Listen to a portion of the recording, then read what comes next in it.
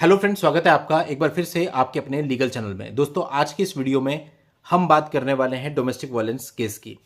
देखिए, domestic violence का जो केस होता है उसके अंदर पत्नी पति के अलावा रिश्तेदारों को भी इन्वॉल्व करके केस आपके ऊपर फाइल करती है। इस केस में कई सारे लोगों का ये मानना होता है कि भाई ऐसा केस हो जाएगा तो उनको बेल लेनी पड़ेगी। देखिए, एक चीज़ बेसिक पहले बता देता हूँ, फिर इस वीडियो की शुरुआत करेंगे। जो डीवी केस होता है उसका पुलिस से कोई लेना देना नहीं होता है। डीवी केस की जो प्रोसीडिंग होती है वो क्रिमिनल होती है, यानी सीआरपीसी और नए लॉ की बात करें तो बीएनएसएस के थ्रू रेगुलेट होती है।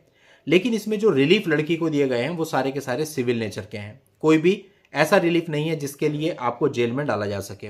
अनटिल एंड अनलेस कि आपके ऊपर बहुत सारा पैसा बन चुका है, आप वो पैसा पे नहीं कर रहे हैं और आपका उस पैसे के अगेंस्ट वो जो आपका बैलेंस अमाउंट है, एरियर है, उसके अगेंस्ट कोई वारंट जारी हो गया, वो एक अलग बात है। अदरवाइज अगर नॉर्मली आप डीवी एक्ट का कोई सा भी रिलीफ देखोगे वो सारे के सारे सिविल रिलीफ हैं और उनके अंदर आपकी गिरफ्तारी नहीं हो सकती और ना इसमें पुलिस इन्वॉल्व होती है। यानी जब कभी भी ऑर्डर होगा इसमें, जो भी ये ऑर्डर होगा कि आप पत्नी को इतना मेंटेनेंस दे दें, ये ऑर्डर होगा आप पत्नी को रेसिडेंस राइट दे दें, या आपको किन्हीं चीज़ों को करने से रोका जाएगा कि आप उसके घर में नहीं जा सकते या उसके कार्यस्थल पे, वर्क प्लेस पे नहीं जा सकते, ठीक है, या उसको वाइफ को प्रोटेक्शन ऑर्डर दे दिया जाएगा कि आप फ्यूचर में उसके साथ मारपीट नहीं करेंगे। मतलब इस तरह की रेमेडीज वाइफ को दी जाएंगी, ना कि इसमें ऐसा होगा कि केस वाइफ के फेवर में साबित हो गया तो आपको जेल भेज दिया जाएगा। तो ऐसा इस केस में बिल्कुल भी नहीं होता। तो बहुत सारे लोग ये सोच के घबराते हैं, तो ऐसा बिल्कुल भी नहीं है। सेकेंड चीज, आपके परिवार के जिन लोगों को भी उसने इसमें पिरोया है, उसमें आपकी मैरिड सिस्टर्स भी हो सकती हैं जो 1000-2000 किलोमीटर दूर रहती हैं, उनके हस्बैंड्स भी हो सकते हैं। तो अगर आपके पास इस चीज़ का पुख्ता प्रूफ है कि आपकी सिस्टर की मैरिज पिछले 5 साल पहले ही हो चुकी है और वो अपनी फैमिली के साथ रहती है, किसी और जगह रहती है, तो सबसे पहला काम आपको इस केस में यही करना है कि उस सिस्टर का नाम हटवाने की कोशिश कर रही हैं, जो कि अगर आप थोड़ा सा कोर्ट को कन्विंस करेंगे, एड्रेस प्रूफ वगैरह दिखाएंगे तो हट भी जाता है। और इवन हमने तो ऐसा देखा है, अभी मेरे एक मामला था जहां हमने कुछ भी नहीं किया, लड़की केस लेकर के गई, कोर्ट ने देखा कि प्राइमा फेसी पता चल रहा है कि माँ बाप जो है वो अलग रहते हैं और पति और पत्नी विदेश में रहते थे, तो उन्होंने माँ बाप का नाम हटा दिया। शुरुआत में अपने आप ही हटा दिया बिना किसी बहस के। हम तो अपेयर ही नहीं हुए थे, हमें समझ ही नहीं हुआ था तब तक। तो ऐसा भी होता है। तो इसलिए अगर आप एक डिस्चार्ज पिटीशन लेकर के थोड़ी सी बहस कर दें कि इसमें जो है बहन जीजा ये सब लोग इन्वॉल्व नहीं है, ये दूसरी जगह रहते हैं, ये उनके एड्रेस प्रूफ है, इसमें उनकी शादी हुई थी इस ईयर में और यहाँ पे उनका वर्क प्लेस है, उनके बच्चे उस स्थान पर पढ़ते हैं, ये सारी चीज़ों के प्रूफ लगा के अच्छे से अगर आप डिस्चार्ज पिटीशन पे बहस कर देंगे तो बहुत चांसेज होते हैं कि ऐसे जो रिलेटिव्स होते हैं दूर के, उनके नाम उसमें से हट जाएंगे और जो केस रह जाएगा वो आप पे, और अगर आपके माता पिता भी साथ में रहते थे तो उन पे, बस इतना ही ये केस बचेगा। अब अगर आपके माता पिता का नाम इन्वॉल्व है या आप उनकी डिस्चार्ज पिटीशन लगाते भी और कोर्ट ने उनके नाम फिर भी नहीं हटाए, तो क्या फिर आपके माता पिता को इस केस में जाना जरूरी है? इसका उत्तर भी है ना, आपके माता पिता को जाने की जरूरत नहीं है। आप अकेले ही जाइए, बस उतना ही चल जाएगा और माता पिता के नाम पे एक्सपार्टी ऑर्डर हो जाएगा जिसमें कोई किसी प्रकार का इशू नहीं है। और एक्सपार्टी ऑर्डर नहीं भी होता तब भी आपके वकील साहब अगर हर डेट पे उनकी तरफ से एक एप्लीकेशन लगा देंगे तो भी चलता रहेगा, कोर्ट उनको नहीं बुलाएगा, 99% नहीं बुलाएगा।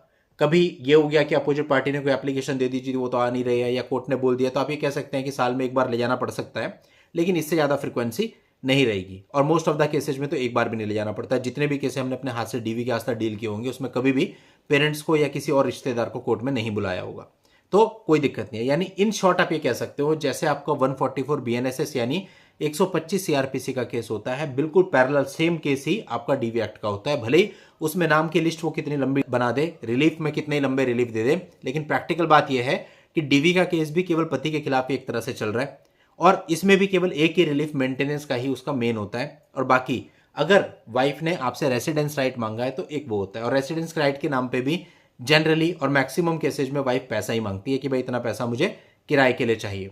तो कुल मिला के आपकी सैलरी के आधार पर यह तय होता है कि कितना मेंटेनेंस और कितना उसके रेसिडेंस राइट के लिए पैसा दिया जाए। इससे ज़्यादा कोई भी रिलीफ आपने देखा होगा डीवी केस में लिख देती है मुझे 1 करोड़ का कंपनसेशन चाहिए। इवन आजकल तो ऐसी ऐसी पिटीशन आ रही है इसमें लिखा होता है 50 करोड़ का कंपनसेशन चाहिए।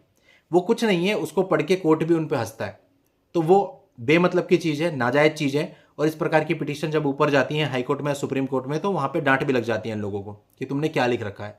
ऐसे भी अनेक मामले आ गए। तो इस तरह से जो लिखा होता है इससे आपको घबराने की जरूरत नहीं है, क्योंकि वो प्रैक्टिकल चीज़ नहीं है और वो उनको ग्रांट भी नहीं होने वाला है।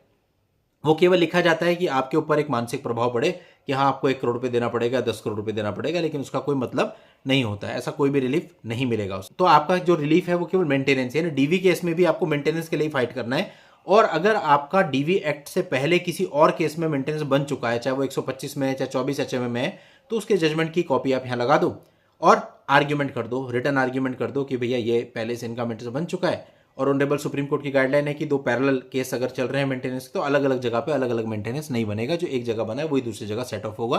तो ऐसे में अगर एक जगह मेंटेनेंस बन चुका है तो डीवी के केस में मेंटेनेंस आपका बनेगा भी नहीं, क्योंकि जनरली जो 125 या 144 बीएनएसएस में मेंटेनेंस का केस होता है उसमें ऑर्डर पहले हो जाता है और डीवी में बाद में होता है, और जो फैमिली कोर्ट का दर्जा होता है वो मैजिस्ट्रेट कोर्ट से ऊपर होता है।